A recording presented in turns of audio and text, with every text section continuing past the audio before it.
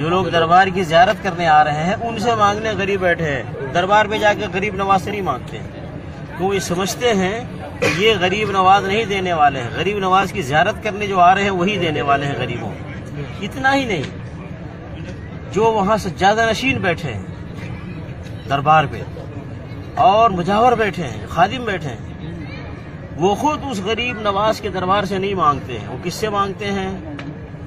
जो ज़ियारत के लिए आते हैं ना, उनसे मांगते हैं। वो उनसे मांगते हैं। इसीलिए मुझे खुद बताया है लोगों ने।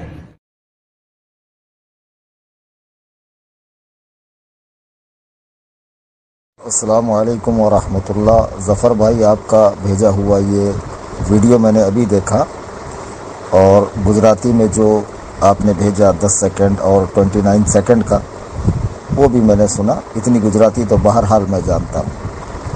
तो वो बंदा जो गुजराती में बात कर रहा है, मेरे ख़्याल से उसने ये आपको वीडियो भेजी है, और इस वीडियो को भेजने का उसका मकसद ये है कि वो इस वीडियो में कहे गए अल्फाज से मुत्तफ़िक़ है, यानी वो इत्तेफाक रखता है कि ये बंदा सही कह रहा है। अब इसकी शुरू की 2-3 मिनट की मैंने ऑडियो सुनी, क्योंकि इसकी पूरी बकवास सुनने का मेरे पास वक्त नहीं है।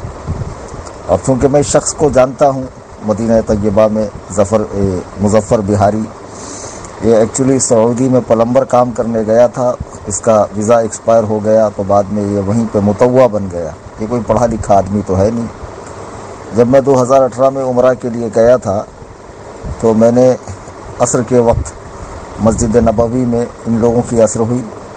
फिर उसके 1 घंटे बाद हमने असर की नमाज़ पढ़ी, और मैं इसको ढूंढ रहा था मुनाजरे के लिए। तो पता नहीं इसके कान में किसी ने कुछ कह दिया कि ये मशहूर हिंदुस्तान के मुनाजिर आलिम है जो मुनाजरा करते हैं अब्दुल्ला मदनी वगैरह से। तो वो मेरे पास आने से कतरा रहा था, क्योंकि ये लोग जाहिलों की वीडियोस बना के अपलोड करते हैं, जो खुद साहिब इल्म तो होते नहीं हैं। अब देखिए, इसमें ये जो कह रहा है कि हुजूर गरीब नवाज रहमतुल्लाह अलैह के आस्ताने पर बाहर भी फ़कीर बैठे रहते हैं और अंदर भी मुजावर बैठे रहते हैं, तो अगर वो गरीब नवाज है तो इनको नवाजते क्यों नहीं है? इनको वो लोग क्यों नवाजते हैं जो खुद वहाँ पर ज़ियारत करने जाते हैं? एकदम भोंडा एतराज़ है।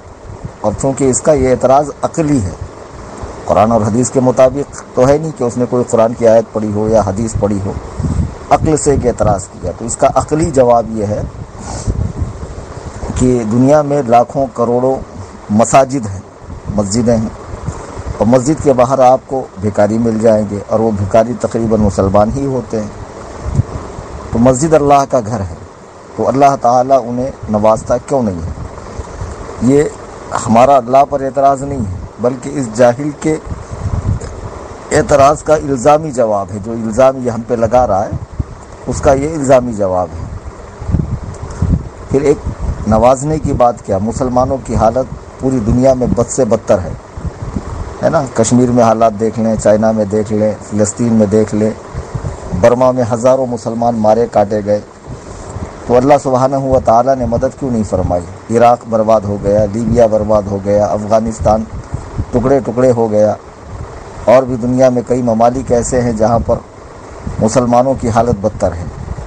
और तौहीद का ये जो ठेकेदार बनकर बैठा हुआ है, इनका खुद अल्लाह पे कितना यकीन है कि जब कोरोना बीमारी आई तो इन्होंने काबतुल्लाह का तवाफ़ बंद कर दिया, उम्रा बंद कर दिया, हज पर पाबंदी लगा दी। ये तो हमारे सामने की बात है ना।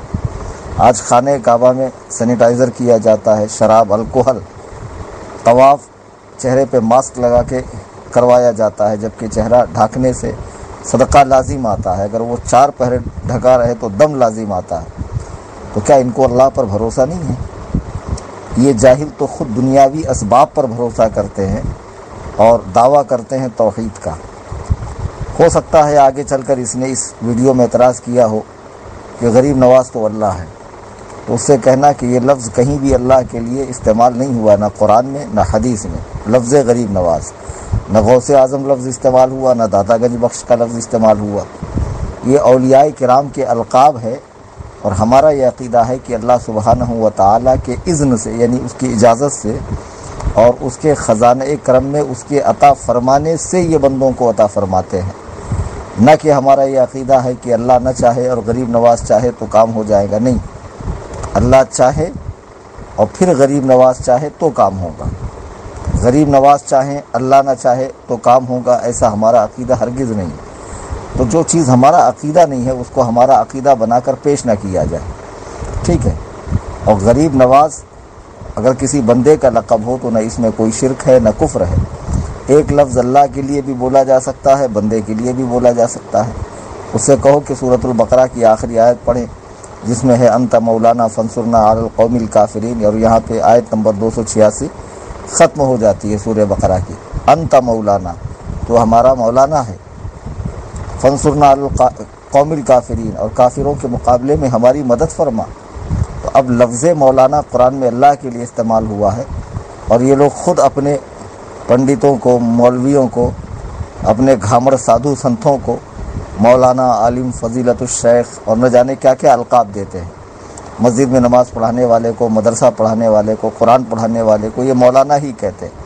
تو ان سے کہو ایک لفظ جو قرآن میں خاص اللہ کے لیے آیا ہے تم وہ بندوں پہ کیسے استعمال کرتے ہو؟ یہ لفظ تو قرآن میں اللہ کے لیے آیا نا، اور غریب نواز تو اللہ کے لیے کہیں آیا بھی نہیں ہے. تو ہم یہ نہیں کہتے ہیں کہ لفظ مولانا بندوں کے لیے استعمال کرنا حرام ہے، یہ ان کی گھامڑ عقل ہے. جب کوئی لفظ حقیقی معنی کے طور پر اللہ پر بولا جائے اور وہی مجازی معنی کے طور پر بندوں پر بولا جائے تو پھر اس میں نہ شرک ہوتا نہ کفر ہوتا ہے، نہ وہ قابل گرفت ہوتا ہے. اب مثال کے طور پہ میں کہوں آپ زندہ ہیں، آپ کہیں گے جی ہاں میں زندہ ہوں. اور پھر میں کہوں اللہ زندہ ہے، اللہ لا الہ الا هو الحی القیوم، وہ اللہ جو خود زندہ ہے اوروں کو زندہ رکھتا ہے. تو اب لفظ زندہ اللہ کے لیے بھی بولا گیا، آپ کے لیے بھی. تو جب آپ کے لیے بولا گیا تو اس خیال کے ساتھ کہ 100 سال پہلے آپ نہیں تھے، 100 سال بعد آپ نہیں رہیں گے، ٹھیک ہے نا. یعنی آپ کی جو زندگی ہے وہ وقتی، عارضی، مجازی ہے، کسی کی دی ہوئی ہے. اور اللہ کا زندہ رہنا اس معنی میں ہے کہ وہ ہمیشہ سے ہے، ازل سے ہے اور ہمیشہ رہے گا. اس پر ایک آن کے لیے لا تأخذہ سنۃ ولا نوم، نہ وہ اونگتا ہے نہ سوتا ہے، اور موت نہیں آتی. کل من علیہا فان ویبقى وجہ ربک ذو الجلال والاکرام. کہ جب ساری چیزیں فنا ہو جائیں گی تب بھی وہ باقی رہے گا، اللہ سبحانہ و تعالی.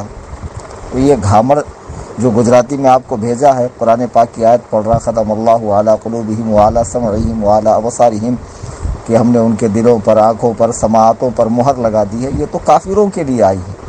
وہ کافر جب سرکار قرآن پڑھتے تو وہ کان بند کر لیتے تھے. وہ 360 بت جو خانہ کعبہ میں رکھے ہوئے تھے، کوئی بارش کا، کوئی ہوا کا، کوئی ماں کے پیٹ میں بچہ بنانے کا، کوئی روزی کا، الگ الگ خدا تھے، ان کی پرستش کرتے تھے. ان کے لیے آیت اتری. اب جو آیت بتوں کے لیے نازل ہوئی تو یہ گھامڑ مسلمانوں پہ فٹ کرتے ہیں. ہم تو جب قبر پہ جا رہے ہیں تب تو ہمارا یہ عقیدہ ہے کہ جو قبر میں لیٹا ہے وہ خدا نہیں. اگر خدا ہوتا تو قبر میں تھوڑی لیٹا ہوتا. وہ ماں کے پیٹ سے پیدا بھی ہوا، اپنی زندگی گزار کر اس نے وفات بھی پالی ہے.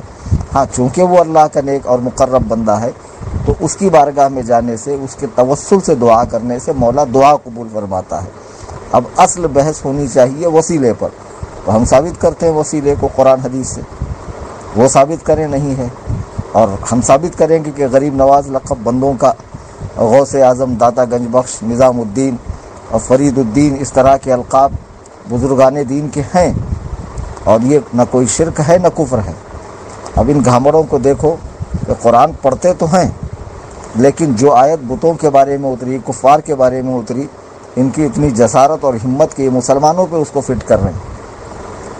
قرآن نے یہی تو کہا افتؤمنون ببعض الکتاب وتکفرون ببعض. یہ وہ لوگ ہیں جو قرآن کے بعض حصے پر ایمان لاتے ہیں، بعض کا انکار کرتے ہیں.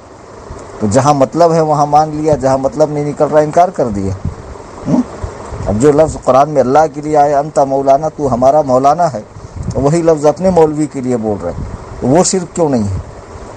اور پھر کسی بندے کو اگر غریب نواز کہا جائے اللہ کی عطا سے، اللہ کی عطا سے غوث اعظم، اللہ کی عطا سے داتا گنج بخش، یہ کس طرح شرک ہوا؟ اور یہ اعتراض تو بنتا ہی نہیں ہے کہ وہاں بھکاری بیٹھے رہتے. بھکاری تو مسجد کے باہر بھی بیٹھے رہتے. بھکاری تو خانہ کعبہ کے باہر، میں نے خود کتنے سوڈانیوں کو، کتنے شامیوں کو، کتنے حجازیوں کو بھیک مانگتے ہوئے دیکھا ہے. ہاں، اور یہ خود امریکہ کے آگے ہاتھ پھیلا کر بھیک مانگ رہے ہیں. یہ سعودیہ حکومت والے جن کو یہ اسلام کا ٹھیکیدار سمجھتے ہیں، جنہوں نے اسلام کی صورت کو مسخ کرنے کے لیے کوئی کسر نہیں چھوڑی ہے.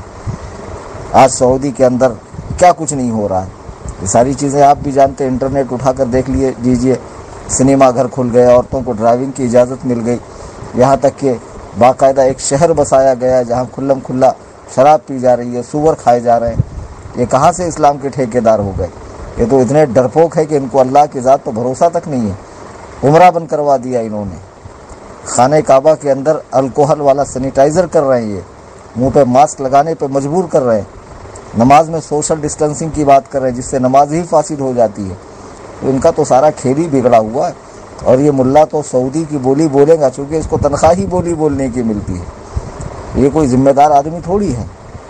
یا تو پھر آپ ان سے کہیے، اس گجراتی سے، ایک گروپ بناتا ہوں میں جس میں ہمارے عالم رہیں گے، آپ اپنے عالم کو لاؤ اور پھر اصول طے کر کے باقاعدہ گفتگو کرتے ہیں۔